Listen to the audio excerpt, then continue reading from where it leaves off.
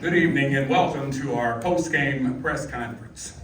Just to go over a few, I don't want to say rules, but the way we're going to handle the press conference. We're going to open it up with remarks from our head coach, Mike Norvell, and then we're going to open it up for questions. We have microphones, 2 on each side, and you raise your hand if you will. The microphone will be brought to you. Please state your name, affiliation, and to whom you would like to ask the question. So we'll begin with opening remarks from our head coach of Florida State, Mike Norvell. All right, first off, tonight was a very difficult night, and it's been a very difficult month, to be honest with you. But I'm proud of this football team. I'm proud of the work they put in, proud of what they've shown, throughout the course of the season, and to do some of the things that they were able to accomplish. Overcame a lot of adversity. They fought, they worked, they invested on and off the field. It's a special group. It's a group that will be remembered.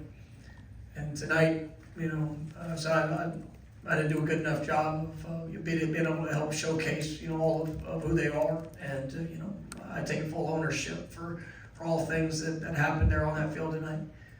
But when you come back to this season, it's because of them. It's because of their work. It's because of their heart, their spirit, the belief that they had in each other. For the third time in school history, to be 13 wins, to be able to win the ACC championship, and against a lot of odds of things that happened and things that occurred, and those guys just, they did respond in a special way. And for the guys that you played tonight, and this was their last game, what warriors? Kalen DeLoach, Dimitri Emanuel, Casey Roddick. There's James Rosenberry. There's a good number of guys that battled tonight, and they chose to come out here and compete. And it was a special group of young men that I had the opportunity to coach this season. And even though tonight was a different disappointing result, this is a special season that will be remembered in Florida State history. And it's because of the young men. And now we'll begin our questioning. First of all, I'd like to again acknowledge our 2 student athletes that have joined us, Brock Glenn and Kalen DeLoach. So now we'll begin our questions with the question in the rear on the left. Hi, Coach. Alberto Camargo, WTXL. A question for Coach Norvell. If you could, for a moment, Coach, talk about what this team means to the fan base in Tallahassee that hasn't seen a team reach the levels this team did in 10 years, and just the impact it has on current FSU fans, the ones who saw that team from back then, and so on. This team's it's a special team, and it's one that, like I said, they were champions on the field, but they also lived it off the field.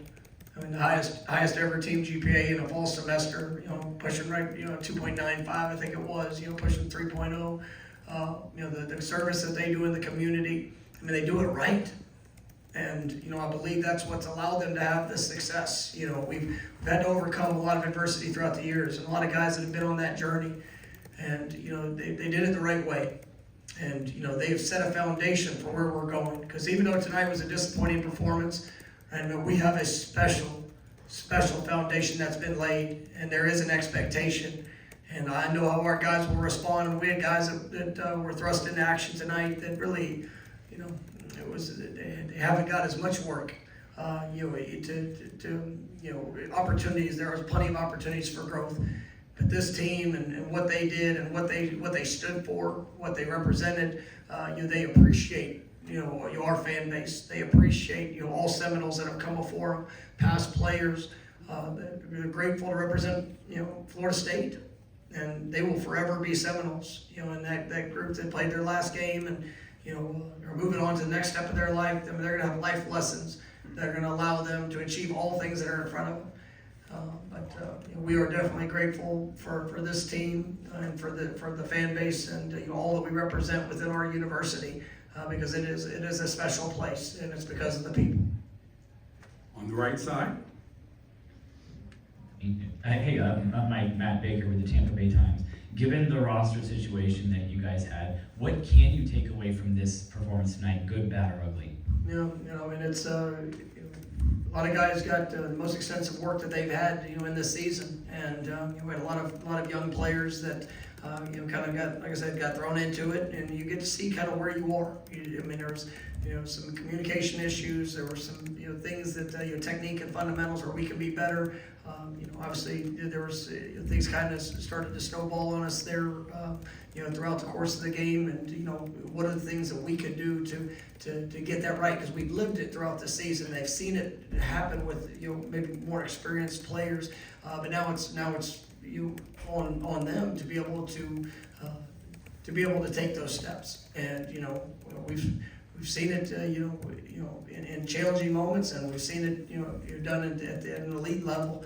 And so I think being able to have that opportunity for some young guys was big. We had some guys that were out due to injury. It was kind of just a perfect storm of challenge. And but we've been used to challenges, and we'll learn from this experience. We'll grow from this experience, and we'll be better as we continue to grow as a program. On the left in the rear. 2 questions for Kaylin. One, can you take time to reflect on your 4 years at Florida State, what it's meant to you? 5, sorry. And what it was like to play against Warren Brinson and Kamari Lassiter, 2 guys that you grew up with? Say my experience here at Florida State, just being here from when we wasn't where we at now, just to see the growth and the guys that bought in, from day one. I've been there the whole time, so just see the growth, the buy-in. I'm gonna remember that forever. Because a lot of guys made sacrifices, to go out there each and every day to be their best every day. They pushed every day to be their best, and I'm thanking them guys. Every opportunity I get for just giving me the best senior year I've had so far in my life. So just the experiences and everything I got to go through, I wouldn't change it for the world. Just playing against those guys, from Savannah, it means a lot because we showcase that the kids from our city, we can make it. You can do it on the biggest stage there is, and I just feel like we gave those kids hope. So just to continue to do that and continue to push forward each and every day, it's a blessing. 4th row on the left. Hey, Mike, Darren Stoltzfus, West 2. This is for you, Coach. Just given the perfect storm you talked about and the way that you were snubbed, was there ever a thought as a program, we're just not going to go play this? Just opting out as a program? No, it was hard choices for a lot of the young guys, for a lot of the young men that were on our team, and we were hurt. I think it's when you do the things that our guys did, throughout the year, and the way that they responded, the way that they fought, the way that they just pulled together. It hurt when we were not selected, and it was like I said, the most challenging month I've ever had in my coaching career, just because you feel for your players, and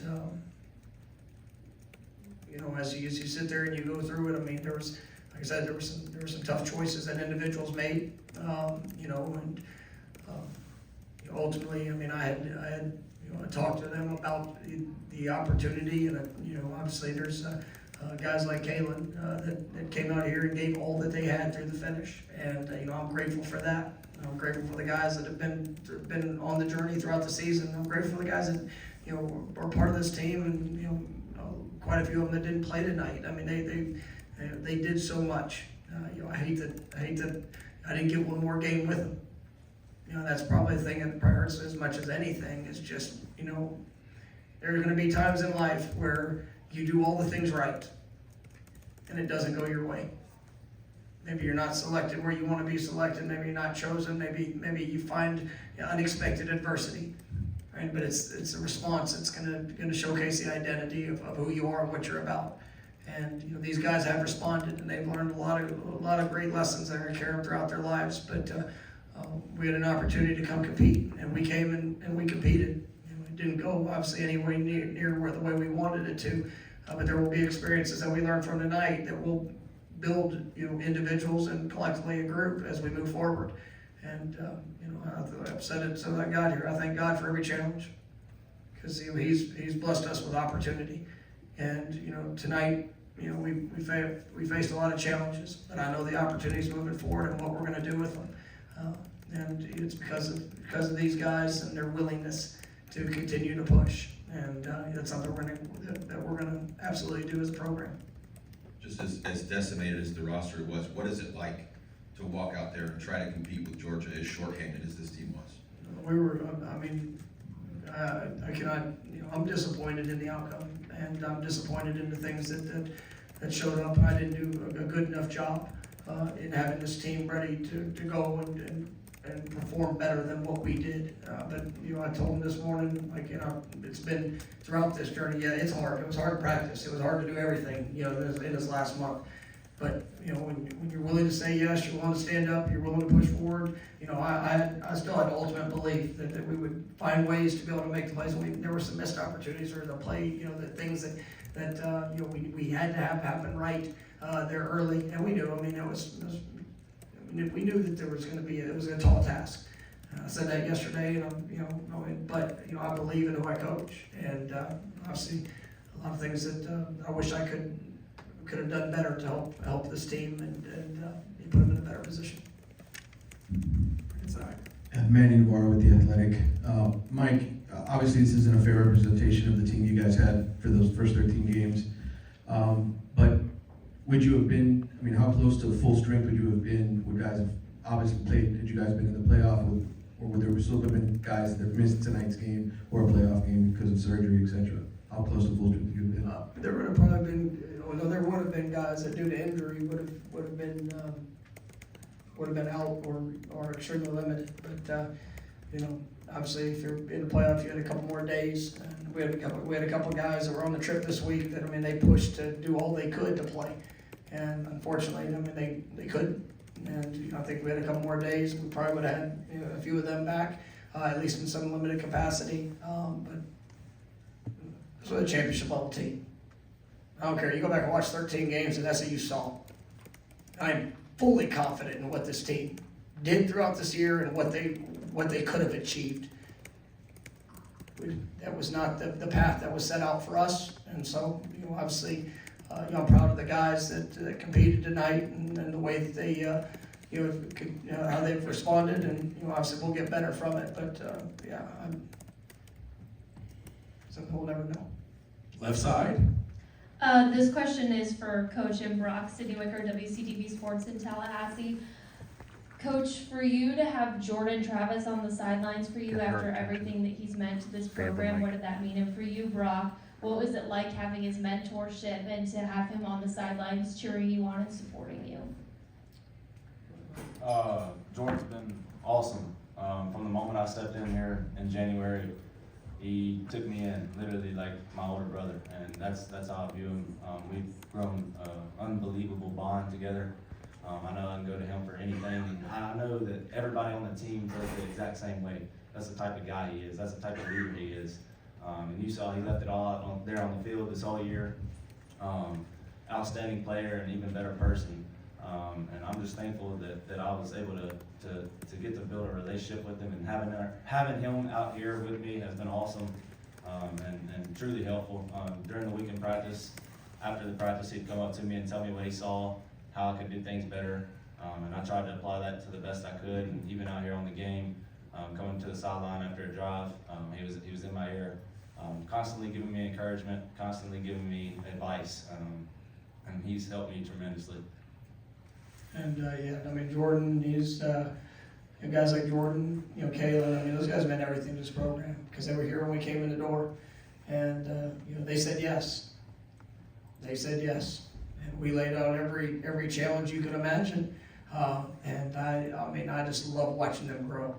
And Jordan, for all the things that he had to go through, and probably times where he doubted himself, all of what he could be, and to see him go and accomplish all that he could, ACC Player of the Year, all the things on the field, but he finished 5th in the Heisman, pretty special, for what he did between the white lines for this program. But he impacted this program so much more when he was off the field, because he is what you see is what you get, and his heart, his care, his, just passion for this place and passion for the people that he got to be able to do it with. He's one of the all-time great Florida State Seminoles, and I am blessed that I got a chance to coach him. I'm blessed I got a chance to coach, Kalen DeLoach, Tatum Bethune, different guys with all different journeys. It's just you see what the impact that they've made, and it's pretty special. Here's the first of our last two questions. On the right. Will McBroom, WVFS Tallahassee. Brock, obviously, coming into the season third string, you don't necessarily expect to be, thrust into a situation like this, but, you stay prepared for it. How do you take the lessons from night like tonight where maybe not everything goes right and use those to learn in the future and continue to improve the quarterback? Everything this program is built on is continuing to be our best and growing, and when we face adversity, to keep climbing and fight it, and to learn from it. So in the ACC championship, I had some mistakes, and I went back and I reflected, and I did everything I could to go back and fix the things that I missed on or messed up on, try to speed up my process. So I think there's a lot to learn from in this game as well, that I'm gonna go back and reflect, and I'm just thankful for these seniors and what they've done for this team, and it's a true brotherhood. I really can't put it into words. It's a true brotherhood. We all love each other. We're super thankful for each other, and this program's only going to go up from here. They built this thing up. The seniors, Coach Norvell, they brought this program to the top of the top, and it's only going to go farther from there. Our final question.